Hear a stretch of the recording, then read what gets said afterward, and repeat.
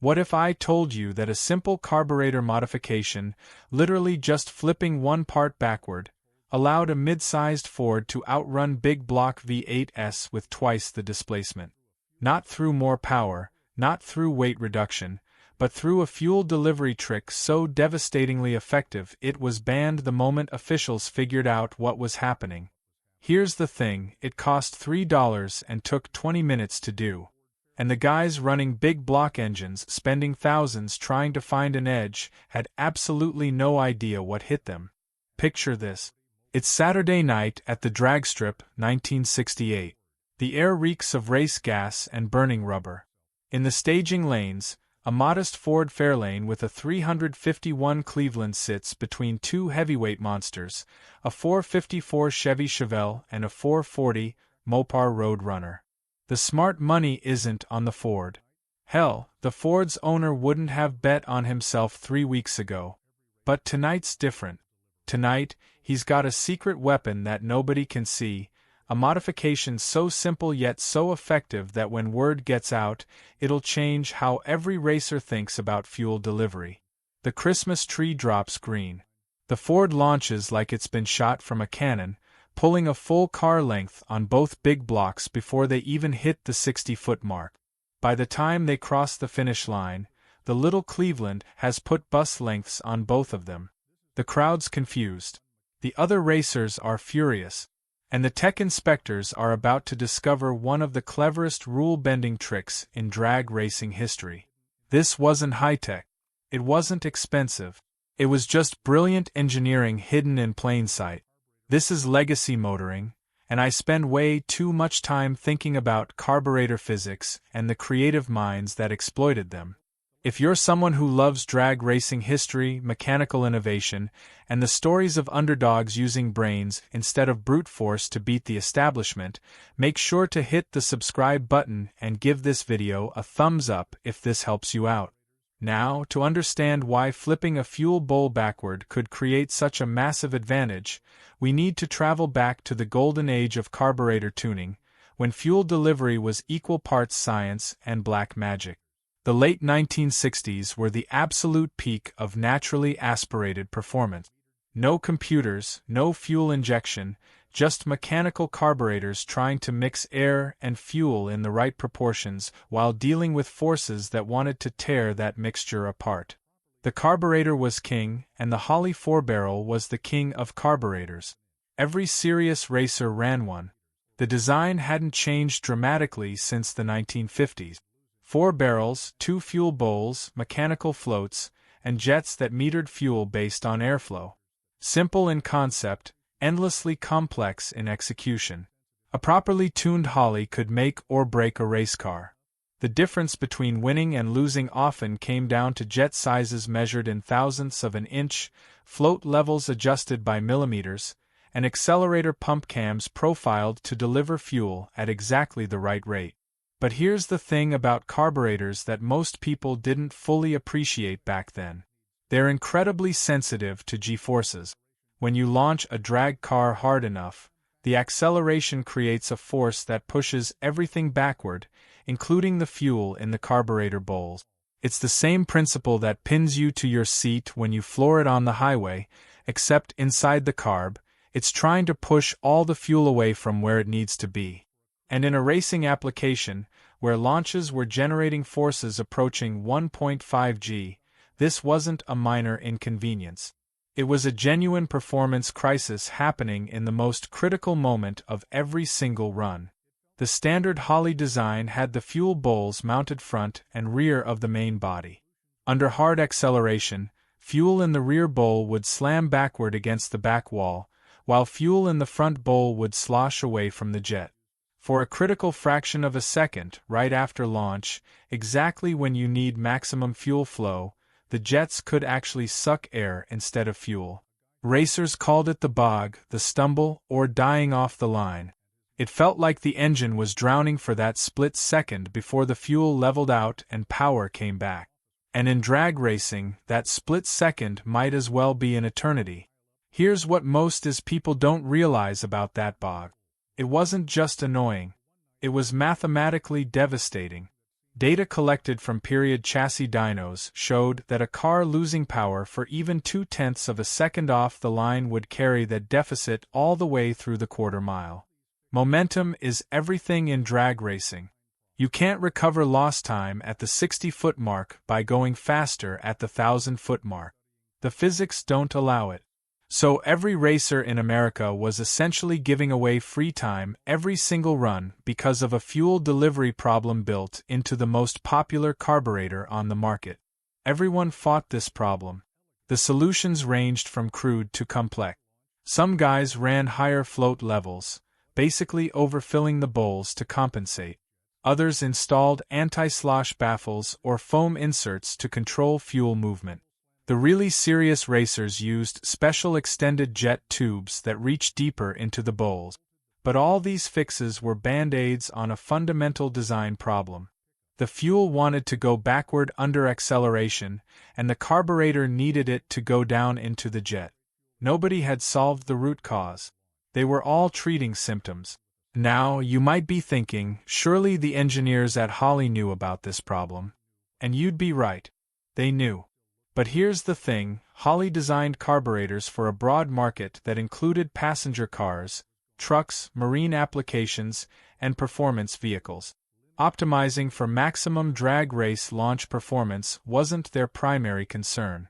Their carburetor worked extraordinarily well across a huge range of applications.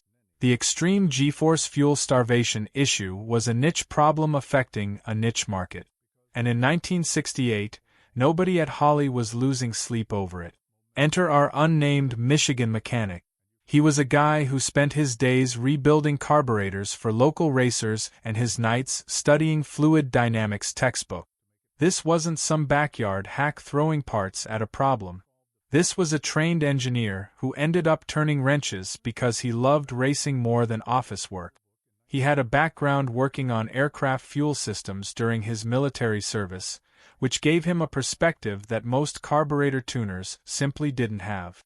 He understood how fuel behaved in 3 dimensions under varying acceleration forces, and that background was about to make him the most dangerous person in his local racing scene. While everyone else was trying to control fuel slosh after the fact, he was thinking about the problem differently. The observation he made was elegant in its simplicity. When the car launched and G-forces pushed the fuel backward, what if that backward motion could actually help feed the jets instead of starving them? The rear bowl was already positioned reasonably well, but the front bowl was where the problem concentrated.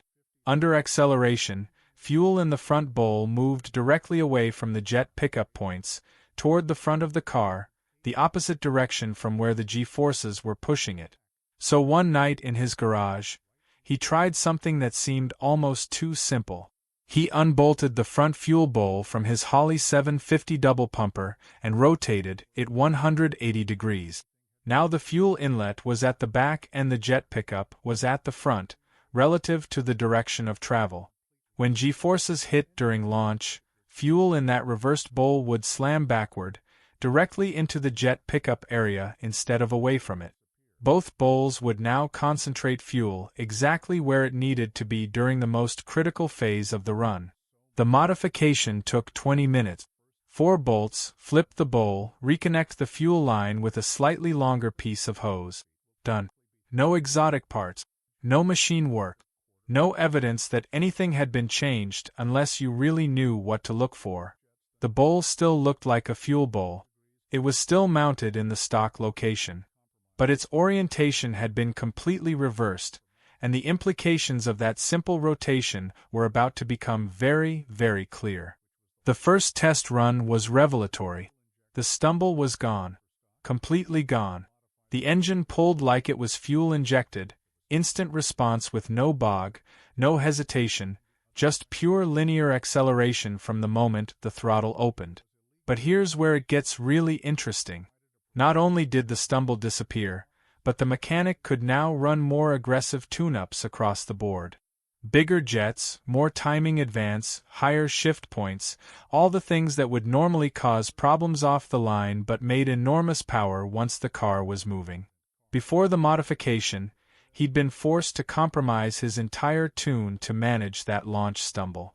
Now he didn't have to compromise anything. Let me explain why this matters so much in practical terms. Think of it like trying to sprint while wearing shoes 2 sizes too small. You can still run, but you're fighting your own equipment the entire time. You'd naturally adjust your stride, your posture, your pace, all to compensate for the ill-fitting shoes. The moment you put on properly fitting shoes, you don't just eliminate the discomfort. You unlock your actual potential. That's precisely what the reversed bowl did for this engine. It removed a constraint that the racer didn't even fully realize was constraining him until it was gone. In drag racing, the first 60 feet determines everything. Racers call it the money zone because that's where races are won or lost at the fundamental level. A car that's a tenth of a second quicker to 60 feet will typically be 3/10 quicker at the finish line. That multiplication effect is why professional teams spend enormous amounts of time and money perfecting launches. A 2/10 improvement in 60-foot time, which is what the reversed bowl was delivering, translated to roughly 6/10 of a second at the finish line in real-world testing. That's not a small advantage. In heads-up racing, 6/10 might as well be a mile. The fuel flow numbers told the story with brutal clarity. Testing showed that a standard orientation front bowl could see fuel flow drop by nearly 40% for the first 2/10 of a second under a simulated 1.5 G launch. The reversed bowl configuration actually increased fuel flow by around 15% during that same period because the G-forces were now working to increase fuel head pressure above the jets rather than reduce it. That's a 55% swing in fuel delivery during the most critical moment of the run. Not 55 horsepower. 55% of total available fuel flow. The difference between the engine receiving what it needs and the engine starving for fuel while being asked to produce maximum power. And temperature played a subtle but real role too. Fuel in the reversed bowl stayed slightly cooler because it spent less time dwelling near heat sources before being consumed. Cooler fuel is denser fuel. More energy per unit volume. On a hot summer day at the track, this could be worth a few additional horsepower. Small in isolation, but in a sport where victories are measured in thousandths of a second, every tenth of a horsepower matters. The reversed bowl also allowed for more intelligent accelerator pump tuning, and this is a detail that most people miss when they talk about this modification. The accelerator pump's job is to inject raw fuel into the engine when the throttle suddenly opens, bridging the gap between throttle input and main jet response. With standard bowl orientation, racers had to run enormous pump shots to cover the lean condition caused by fuel sloshing away from the jets during launch. This overfueling often created its own problems, a rich bog that followed immediately after the initial lean stumble. You'd fix one bog and create another one right behind it. With reversed bowls, the accelerator pump could be tuned for actual optimal fuel delivery rather than compensating for bowl starvation. Smaller pump cams, shorter duration shots, better atomization of the fuel being delivered. The engine ran cleaner and more efficiently throughout the entire run, not just off the line. The tune-up that had previously been a series of compromises became something approaching actually correct. Now here's where the story gets complicated, or rather, where it very deliberately didn't get complicated. Because the rulebook was where the real genius of this modification lived. The NHRA Rulebook in 1968 was specific about certain things and notably vague about others. You couldn't run fuel injection in stock or super stock classes. You couldn't modify the carburetor body or change the venturi size. You couldn't use fuel additives outside approved specifications. But nowhere, absolutely nowhere in that rulebook did it say you couldn't rotate a fuel bowl. The bowl was still a Holley part. It was still mounted to the carburetor in the stock location. All the jets were legal size. The floats were set to legal levels. The carburetor body itself was completely unmodified. It just happened to be facing a different direction. This is what racers call creative interpretation, and it has a long and storied tradition in motorsport. The modification was arguably illegal in spirit, because it clearly provided an advantage through means the rules were designed to prevent. But it was legal by the letter of the law because nobody had thought to specifically address fuel bowl orientation. Why would they? It had never occurred to anyone that orientation mattered. The Ford Fairlane that served as the primary test bed for this modification was already a respectable car. The 351 Cleveland was Ford's finest small-block design of the era, featuring enormous ports and valves that could rev enthusiastically and make competitive power. The car ran consistent low 12s with the standard carburetor setup, which was respectable for a small block, but nothing that caused the big-inch guys to lose any sleep. After the fuel bowl modification, the same car with the same engine and the same driver started running high 11s consistently. That's a massive improvement in drag racing terms, worth perhaps 50 horsepower at the wheels on paper, except the engine didn't make 50 more horsepower. It made the exact same power on the dyno before and after. What changed was how efficiently that power was transferred into actual elapsed time.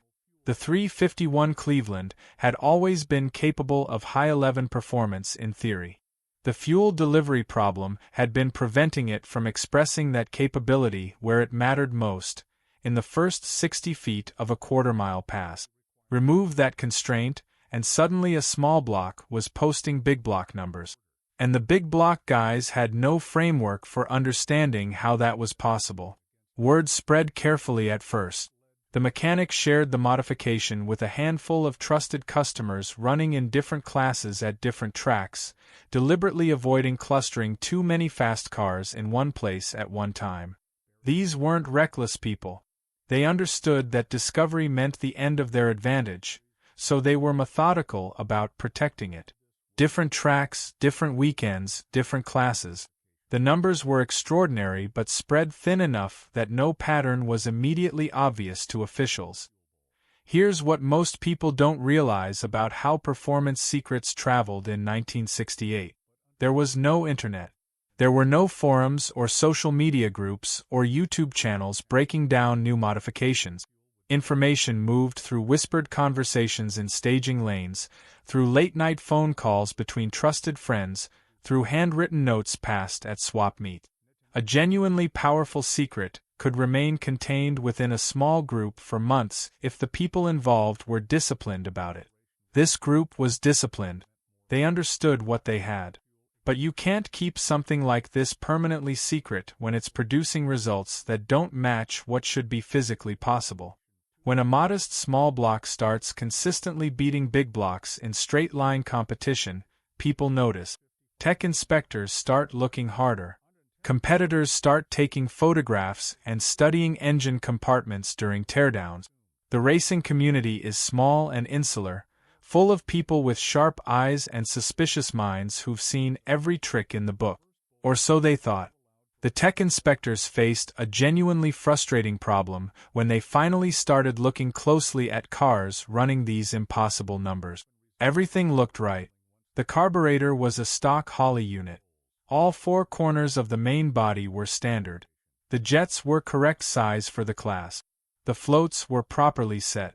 There was nothing visibly wrong because, technically, nothing was wrong. One inspector reportedly spent over 40 minutes going through the rulebook page by page, while the car owner stood nearby with the most relaxed expression you've ever seen on a man who knows exactly what he's done and exactly why it's legal. The fuel line was the tell. A sharp-eyed official at a mid-season points race noticed that the front fuel line didn't route quite the way it should have. Instead of taking a direct path to the front of the bowl, it curved around and connected to what should have been the back. He grabbed a flashlight, craned his neck under the hood, and spent a long moment studying what he was seeing. Then he called over two colleagues. The three of them stood there for several minutes, flashlights illuminating the carburetor, none of them saying anything, because they couldn't immediately articulate what rule had been broken. This led to one of the most technically interesting rules committee meetings in NHRA history, a discussion that combined fluid dynamics, racing philosophy, and rulebook interpretation in a way that the organization genuinely wasn't prepared for. On one side, you had racers arguing that creativity and innovation were fundamental to the sport. If the rules didn't specifically prohibit something, it was legal by definition. To rule otherwise was to say that officials could disqualify anything they personally didn't like, which was a path toward arbitrary enforcement that would destroy the sport's credibility. On the other side, officials argued that the modification clearly violated the intent of stock carburetor rules, even if the letter of those rules hadn't anticipated it. The physics discussion at that meeting would have made a university engineering professor proud. The modified bowl contingent explained fluid dynamics, g-force vectors, and fuel pickup efficiency with technical precision that surprised the officials, some of whom hadn't expected drag racers to speak the language of aerospace engineering. They argued that if the rules intended to prohibit performance advantages from bowl orientation, they should say so explicitly. Silence wasn't prohibition. The officials countered with broader arguments about maintaining equitable competition and preventing an escalating arms race of increasingly creative interpretations. Someone at the table raised the question that ended the debate in favor of the ban. If fuel bowl orientation is legal to modify for performance purposes, what's the limiting principle? Custom bowl shapes? Pressurized fuel systems? At what point does creative interpretation become simply building a different carburetor and calling it stock? The ruling came 3 weeks later. Effective immediately, all carburetor components must be installed in their original factory-intended orientation.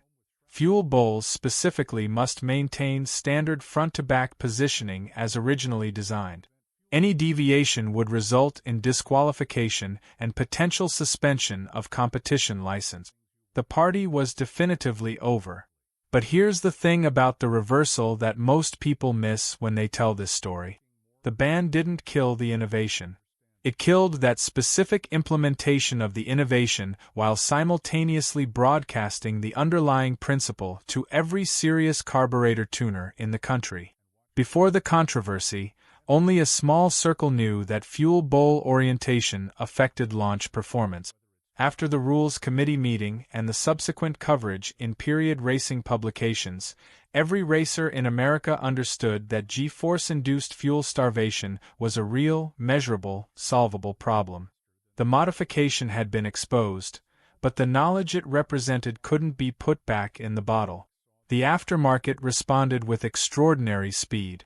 Within months, companies were selling what they called launch performance kits and anti-bog systems that achieved similar results through legally compliant means. These included foam inserts with directional channels that guided fuel toward the jets under acceleration, weighted float assemblies that responded differently to G-force inputs, and extended jet pickup tubes with specially designed tips that maintained fuel contact even when bowl levels dropped during hard launches. None of these solutions worked quite as elegantly as the simple bowl reversal, but collectively they addressed the problem that the reversal had identified. Holley themselves were paying attention. Within 2 years, they introduced updated fuel bowl designs for their performance-oriented HP series carburetors that incorporated internal baffling specifically engineered to minimize fuel starvation under acceleration. The center-hung float design, which became standard on many racing Holley units, was a direct response to the reversed bowl controversy. The float hung from the center of the bowl rather than pivoting from one side, making it less sensitive to lateral and longitudinal G-forces. Holley's engineers had known about the problem. Now they had competitive pressure to solve it. APD carburetors introduced annular discharge booster technology that improved fuel atomization under all operating conditions, including hard launches. Barry Grant developed the Demon carburetor line with specially profiled fuel bowls that minimized sloshing through geometry rather than orientation. The reversed bowl trick had essentially created an entire product category, launch-optimized fuel delivery systems, that hadn't existed 18 months earlier. This is where it gets really interesting from a historical perspective. The modification's legacy wasn't the trick itself. It was what the trick revealed about how people were thinking about carburetors. Before the reversed bowl, most racers thought about carburetor tuning in essentially static terms. You'd set your jets, dial in your floats, tune your pump shot, and consider the job done. The carburetor was a fixed system that you optimized for a single operating point. The reversed bowl forced everyone to think dynamically about fuel behavior, to understand the carburetor as a system operating under constantly changing physical conditions rather than a static mixing device. This shift in thinking had enormous downstream consequences. Professional engine builders started charging specifically for what they called dynamic fuel system analysis, examining how fuel behaved through an entire run rather than just at steady state. Chassis dynamometers were modified to simulate launch G-forces so fuel system behavior could be measured in realistic conditions. Some serious teams went as far as installing high-speed cameras with flexible endoscopes to actually watch fuel movement inside the bowls during simulated launches. The engineering sophistication that this controversy injected into what had previously been a somewhat intuitive field-accelerated carburetor development by years, possibly a decade. Problems that might have been worked around through trial and error for years were now being attacked systematically because the racing community understood the underlying physics. The human story behind this innovation is worth telling in its own right, because it illustrates something important about where breakthrough ideas actually come from. Our mechanic, we'll call him Dave to respect a privacy he's maintained for 5 decades, came to drag racing through an unusual path. He served as an aircraft maintenance technician during the Vietnam era, working specifically on fuel systems for high-performance military aircraft. These systems had to function reliably under combat maneuvering that created G-forces far beyond anything a drag car experienced. The solutions aerospace engineers had developed for aircraft fuel starvation under G-loads were sophisticated, extensively tested, and operating in Dave's memory when he looked at a Holley carburetor and saw the same fundamental problem. The reversed bowl idea wasn't original in the sense of appearing from nowhere. It was a direct application of a principle Dave had learned from aircraft fuel system design, translated into the simplest possible mechanical implementation for a racing carburetor. His military background gave him access to a body of engineering knowledge that his competitors simply didn't have. This is a pattern you see repeatedly in motorsport history. The breakthroughs often come from people who bring knowledge from adjacent fields into racing, seeing connections that lifetime racers miss because they're too deep inside the existing paradigm. Dave never patented the modification. When asked about this years later, he reportedly said that patents were for things you wanted to sell, not things you wanted to win with. Keeping the knowledge proprietary and operational for as long as possible was worth more than any licensing revenue. He understood intuitively that the value of the modification depended entirely on exclusivity. The moment it became publicly known, the advantage evaporated. He wasn't wrong, though the timeline of exposure was ultimately beyond his control. The psychological impact on competitors who discovered they'd been beaten by a fuel line and a flipped bowl was substantial and long-lasting. There's a particular kind of humiliation in losing a race through superior engineering when you believed you had superior equipment. It forces a complete re-evaluation of your assumptions about what matters. Drivers who'd been investing in bigger engines, better flowing cylinder heads, and exotic camshaft profiles suddenly had to confront the possibility that their entire development philosophy had been missing a critical variable. Some responded productively, hiring engineers and thinking more systematically about their programs. Others responded by demanding stricter rules that would limit how much any single technical innovation could affect competition. Both responses shaped the sport that drag racing became through the 1970s and beyond. The rulebooks got more specific and more technical, driven by the recognition that vague language invited creative interpretation. The engineering sophistication of top teams increased dramatically as the era of the lone wolf mechanic gave way to collaborative technical programs. The reversed bowl controversy sits at a genuine inflection point in how organized drag racing understood itself. Now, you might be thinking that this is all ancient history with limited relevance to modern racing. And in terms of carburetors specifically, you'd have a point. Electronic fuel injection has rendered most of these concerns obsolete for contemporary applications. Modern injectors respond in milliseconds to changing conditions, fuel pressure is actively regulated by electronic controllers, and the entire fuel delivery system is continuously optimized by software that can make thousands of adjustments per second. The G-force fuel starvation problem that Dave solved with a flipped fuel bowl is now managed by algorithms that Dave's aircraft engineering mentors would have found miraculous.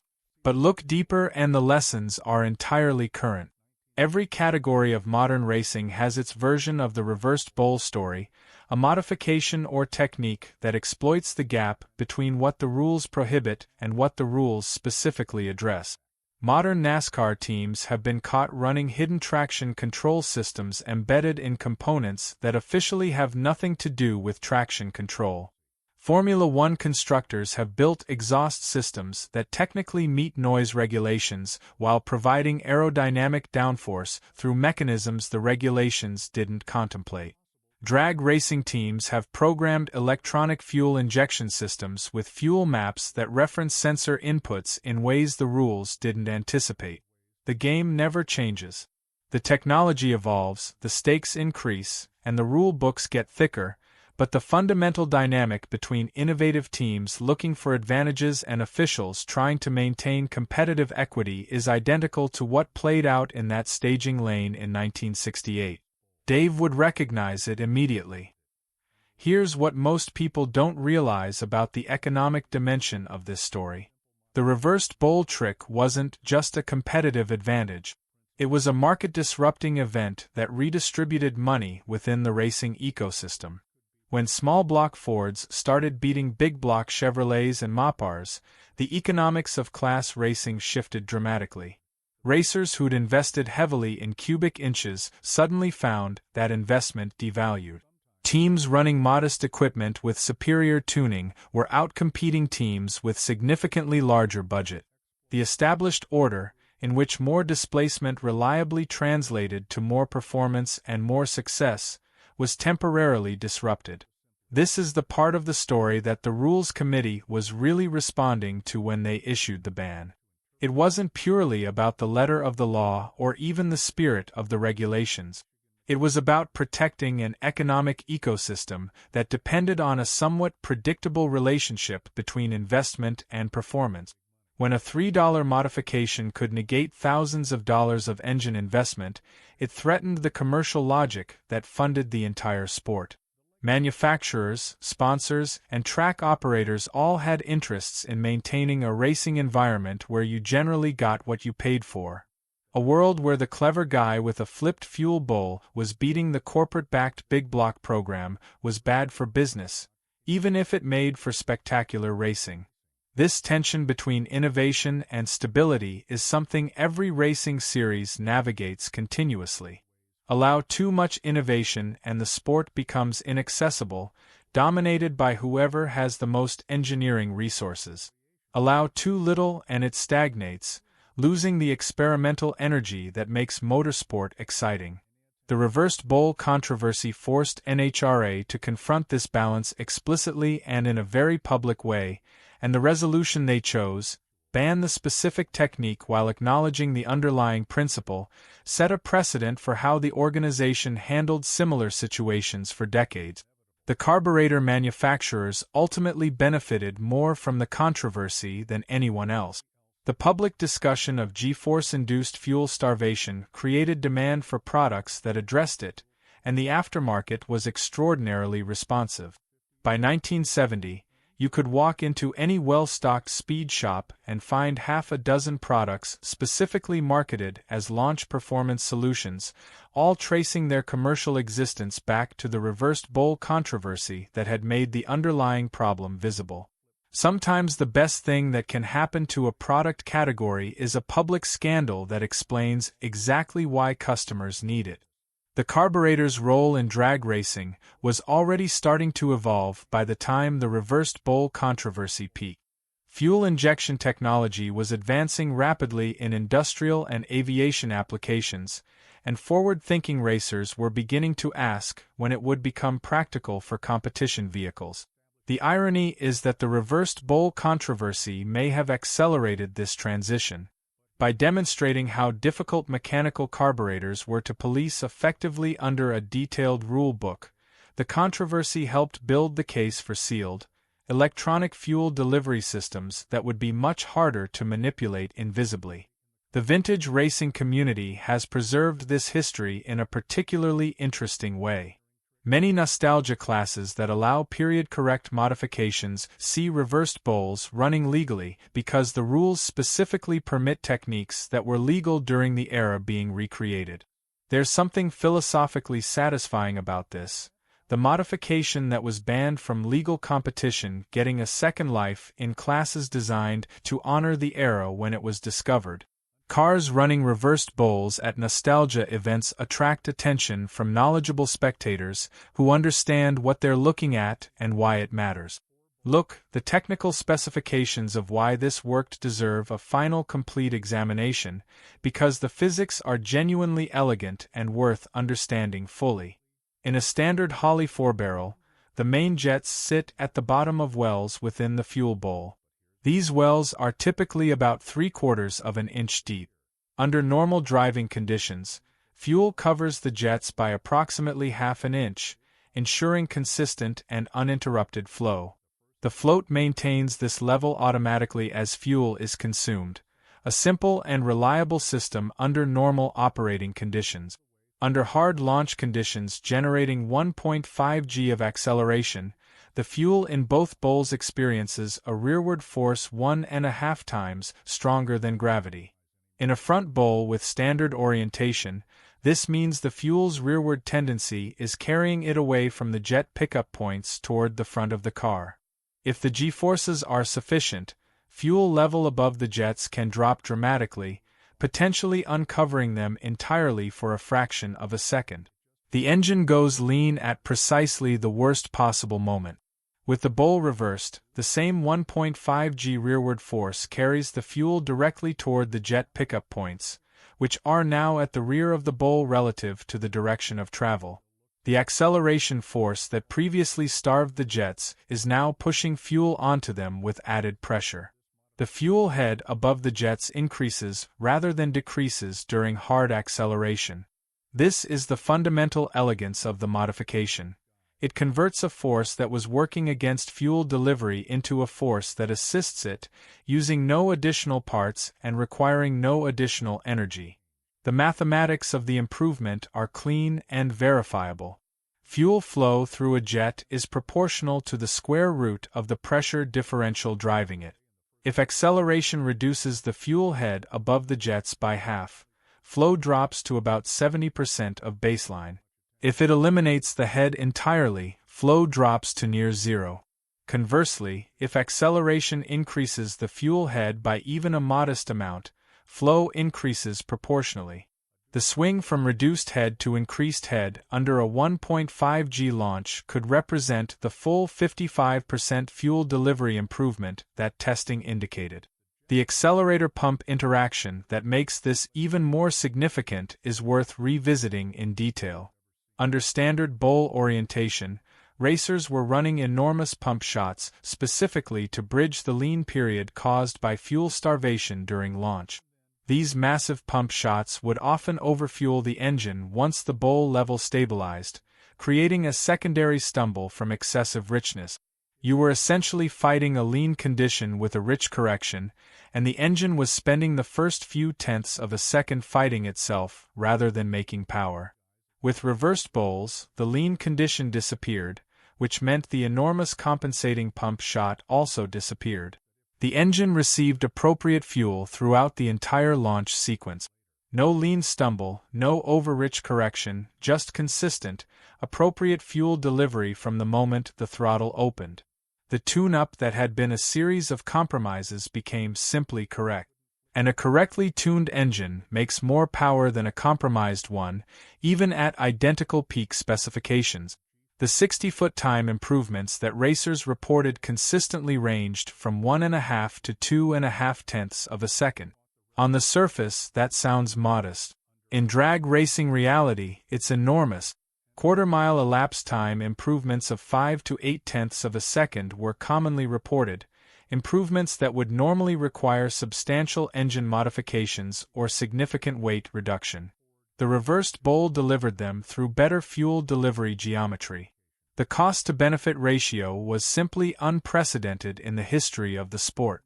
Several teams experimented with extending the principle beyond the front bowl before the ban closed everything down. One racer in the Southwest ran both bowls reversed simultaneously, arguing that the rear bowl also experienced suboptimal fuel distribution under certain conditions. His results were mixed, suggesting the rear bowl's standard orientation was actually reasonably well suited to its position, but the experimentation itself illustrated how the discovery had changed the culture of carburetor development. Another team tried reversing the bowl on a tunnel ram manifold running dual Holley carburetors, effectively applying the modification 4 times. The tunnel ram application was particularly susceptible to the original problem because the extended manifold created additional fuel delivery challenges beyond simple bowl starvation.